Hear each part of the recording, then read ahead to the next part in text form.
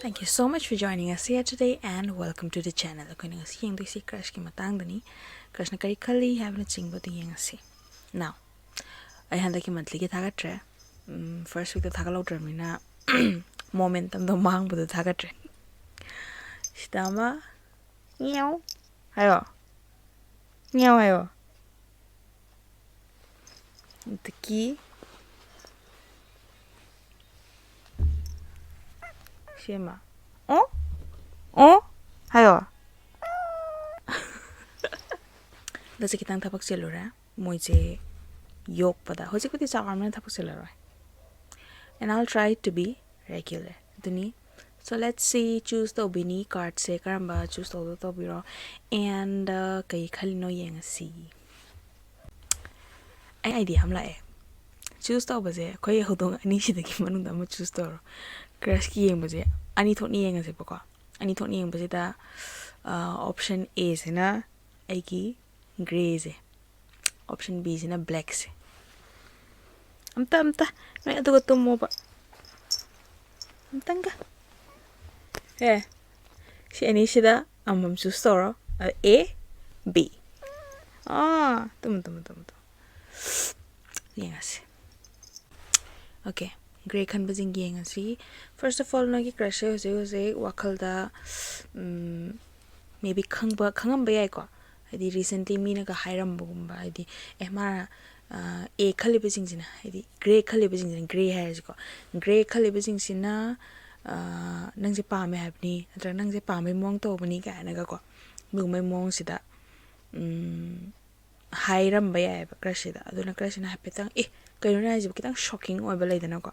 doi mong sida power wakal sida aduka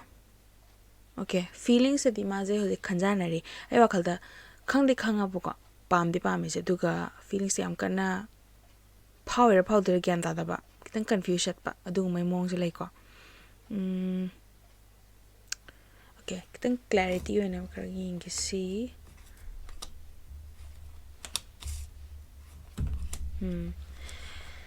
my mabuk ning sida na manse commitment di pa me ba habi commitment pa mi isibu le pajra khotla sira aduma di khale but still magi manung da tug of war amal tawri ba sigi tug of war je it could be previous connection go ma current connection even habi di crush kay gumba relationship ta leram ba era gadi antra mara pamja mi to pa lebo era gadi ex phajana loshina kida ba du gumba lera gadi tamaina khar leiri ko okay mathoy no aita basima laire and hoy hoje mang on the feelings ki space laite ba mang on the maraye na bagi adegi phuna bagi chaina bagi phuna ba to karje crush ne phuna ba di hours ngangna sakna bagi and just bad energy na pick thalag lebdo so mang on the hoje feelings romantic feelings ki space se yaude ba magi heart duni and maje decision atopa hidi aije sida committer sira ko grey khali sing sida committer sira natraga aigi asonda magi situation ma lay adu ta dum lay sira aduni adu khalli bani na kaina chumna kain lano gyan ta da khota ba dunya ba lay se ko and finally action dama committed on at sanga khiroi adune ma hoji confusion da layri he doesn't even know what to do aduna giving you commitment sidil krebo em lab kre dum adu wakal chukon khande adu opposite ne bele so giving commitment gi opposite se kaino ai commitment pining de ai du toning de da toning de ledana ai je independent oin leiningi adu gumbai wakal de chem marina so I think masi connection je am kana pursue towning da ba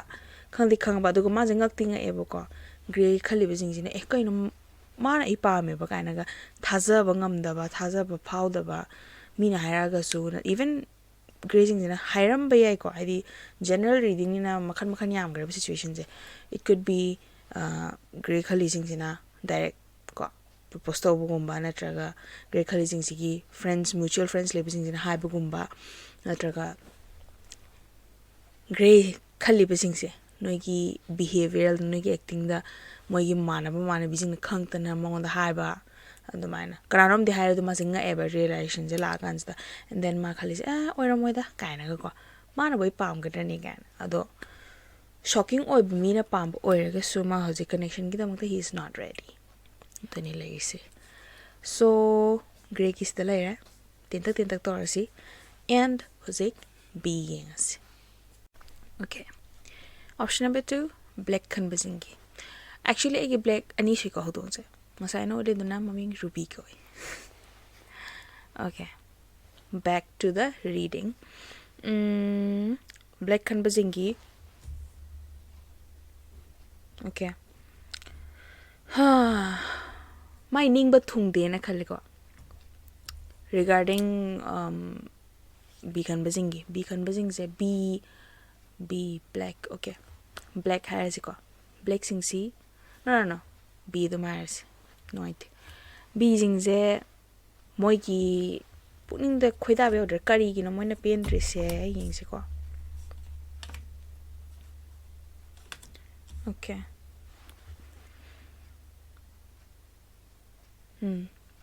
B ꯈꯟꯕꯁꯤꯡꯁꯤꯒꯤꯅꯦ ꯃꯣꯏꯁꯦ late GO ꯇꯧꯕ ꯉꯝꯗꯕ ꯏꯁꯨ ꯈꯔ ꯂꯩꯌꯦꯕꯀꯣ it's note ꯅꯦꯁꯦꯁꯔꯤꯂꯤ ꯁꯝꯕꯗꯤ previous affection ꯃꯤꯉꯣꯟꯗ ꯈꯤꯇꯪ ꯐꯥꯎꯈꯤꯕ ꯈꯣꯠꯈꯤꯕ ꯑꯣꯏꯔꯝꯕꯁꯨ ꯌꯥꯏ ꯕꯠ ꯂꯦꯠ ꯒꯣ ꯇꯧꯕ ꯉꯝꯗꯕ ꯏꯁꯨ ꯑꯃ ꯂꯩꯌꯦꯕꯀꯣ ꯁꯤꯁꯤꯅ ꯍꯧꯖꯤꯛ ꯀꯔꯦꯟꯠꯂꯤ ꯕꯤꯁꯤꯡꯁꯤꯒꯤ ꯐꯤꯂꯤꯡꯁꯦ ꯃꯣꯏꯅ ꯈꯪꯉꯛꯄ ꯀꯥꯟꯗ ꯑꯣꯔ ꯂꯦꯠꯁꯦ ꯈꯪꯁꯨ ꯈꯪꯗꯦ ꯖꯁ ꯏꯃꯦꯖꯤꯟ ꯇꯧꯖꯕꯗꯣ ꯀꯣꯛꯇ ꯍꯥꯏꯕꯗꯤ ꯋꯥꯠ ꯏꯐ ꯃꯥꯒ ꯑꯩꯒ ꯀꯣ what if we come into a relationship, what if ibani koinaragadi kmai tawba adugumba ibani gi future layugadra mi sum sometimes kaisu natraga kaisu pamdraga sum imagine tawba yawidana ko adugumba ama tawba sida mai mapuningda siti pamde da kaina khanba or maybe kanom magi mabuningda penja da ba ma ko layeba regarding you aduduna ma khaleba sum wakhal je khalaga I think this person ko si crush ina option B khalibasingse kitang feelings leiba hodi horaba but my mabuning jida as aibu kaina ko ai pamning da bani aina pamdaba mongonda khari yawi mongonda hadi B jingida ni ko hadi aina nganga ise crush ki perspective tagine ba moi khalise aina pamdaba mogun khadi yaw bani moida aina duna thamoina khoida ba se oide dubu kamai tino hungde aise moida mukta feelings khadi fawbo hore kaina ko adumana and mabuning da have I fallen for the wrong person, have I fallen too fast dugumba questions ay amna hangi masam tanda but just still planning phase lay not like ama ay tina nung siriya loire ka adugumba dinata but just like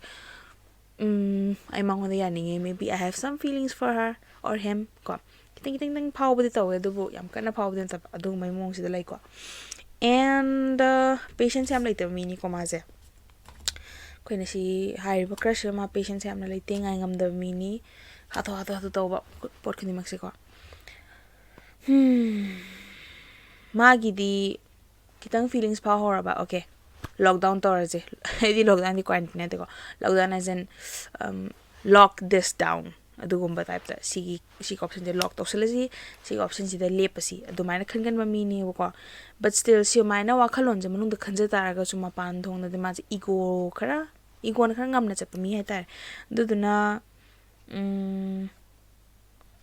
niyom chumna dum leigini kasu ahen bawa hairo oi mabung da khara almaina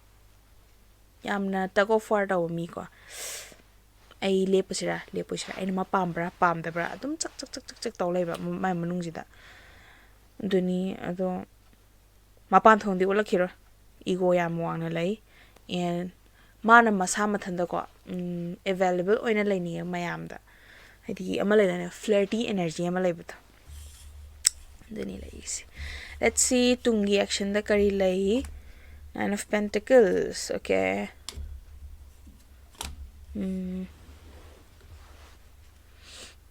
tungi action da malai is obviously King of Cups yamna fulfilling a relationship and lepsa ba Krishna option B bunungsi B option B na jo crush bunungsi adugumbagi connection amana mabo understand tarokpa aduni ko mana hopeful oina yengzari je adugi towards adugi cool gi towards maze sadly iroiri adugi mongda layebo ko adu iroi ba jimak tabu awaba thabani so ya wana yogani sini ko haise and magi mapuning da like pura kahani risk free oiraga pura I want to fall in love kai khanjabda pura free fall oina ko admaina khali option B gi maramda duni leise but wakhal je amna charang na mi ni ko si mi je hojik smai khanjabani heyeng to olam bayai hope to kai wana te do admai to ambe duni leise option B so to leira now aina je hai desi si yengbiro and sida yawda the general reading na chana da yakani general reading ni na ay gray and black cat ta zo khaning da yakani so basically just chill ko si matungda ai je crush ki thagal ona sum viewer amana request tor pade crush ki an thagal pani ai career ki thagal ke dikhan min de busi crush ki loani and then career ki thagalani na and mathangi chahi 2023 gi lei kholi ko dum su thagal kini duna thank you for watching and bye bye.